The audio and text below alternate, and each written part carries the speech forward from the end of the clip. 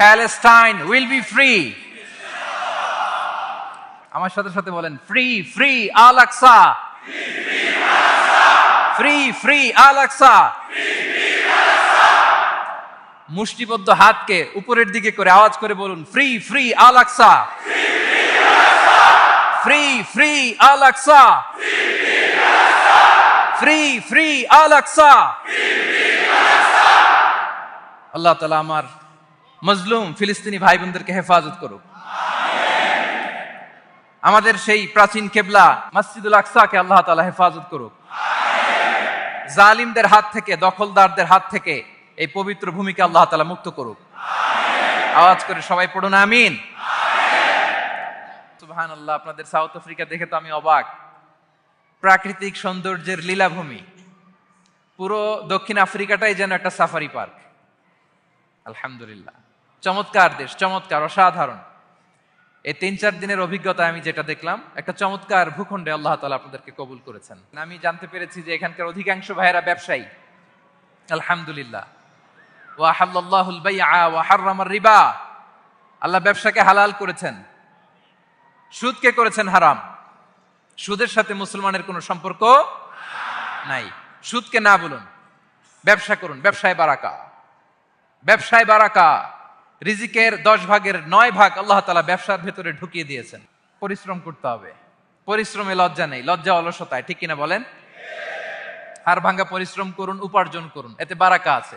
এই যে ব্যবসা করে আপনারা বাংলাদেশের টাকা পাঠাচ্ছেন, আমার দেশের অর্থনীতির চাকা সচল থাকছে আপনাদের পাঠানো টাকায়, আপনাদের রেমিটেন্সের টাকায়। You are the remittance fighter. আমরা পেয়েছি ফ্রিডম ফাইটার, আর আপনারা হচ্ছেন রেমিটেন্স ফাইটার। লিগ্যাল চ্যানেলে এই টাকাগুলো পাঠাবেন ইনশাল্লাহ, বলেন, যাতে করে আমাদের প্রিয় মাতৃভূমি বাংলাদেশের অর্থনীতি আরো চাঙ্গা থাকে। এত ঝড় ঝাপটার পরেও আমাদের বাংলাদেশের অর্থনীতি কিন্তু নিচে নামে নাই। এর কারণ আপনারা ভালো থাকলে ভালো থাকবে বাংলাদেশ। আলহামদুলিল্লাহ পড়েন। আর হালাল মেনটেন করতে হবে ব্যবসায়। হারামের সাথে আমাদের কোনো সম্পর্ক, হারামকে আমরা না বলে দিব। আজকের এই নিজামিয়া কমপ্লেক্স থেকে আমরা হারামকে না বলবো। আওয়াজ করে বলেন নো। হারামের সাথে আমাদের কোনো সম্পর্ক নাই। হালাল, হালালে বারাকা। হালাল অল্প হইলেও এর মধ্যে বরকত ঢুকায় দিয়েছে কে?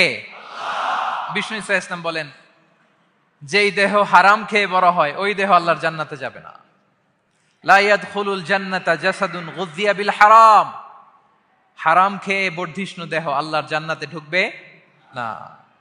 মক্কাতুল মুকাররমাতে এক লোক কাবা তাওয়াফ করতেছে আর ইয়া রব, ইয়া রব বলে আল্লাহর কাছে দোয়া করতেছে। সাহাবারা তো অবাক, এই লোকের দোয়া তো আজকে কবুল হয়ে যাবে, এ তো আজকের সব সওয়াব নিয়ে যাবে। বিষ্ণু ইসা ইসলাম বললেন, ওয়া মাতআমুহু হারাম। তার ইয়া রব, ইয়া রব আর চোখের পানি দেখে তোমরা অবাক হয়েছো, কিন্তু ও যা খায় এটা হারাম খায়। ওয়া মাশরাবুহু হারাম, যা পান করে হারাম। মালবাসুহু হারাম, ওর গায়ের জামাটা হারাম। ওয়া গুযিয়া বিল হারাম, খাবার দাবার সবই হারাম।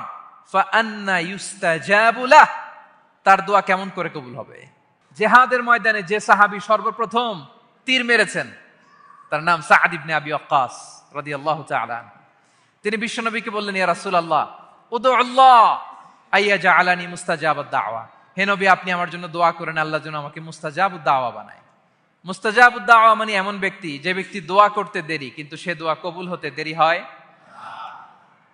বিশ্বনবী বললেন, ইয়া সাআদ, তোমার মুস্তাজাবুদ দাওয়া হওয়ার বড় শখ। আতিব মাতআমাক, যেটা খাবা হালাল খেও, তাকুন মুস্তাজাবুদ দাওয়া। যেটা খাবে হালাল খেও, হালাল খেলেই তুমি মুস্তাজাবুদ দাওয়া।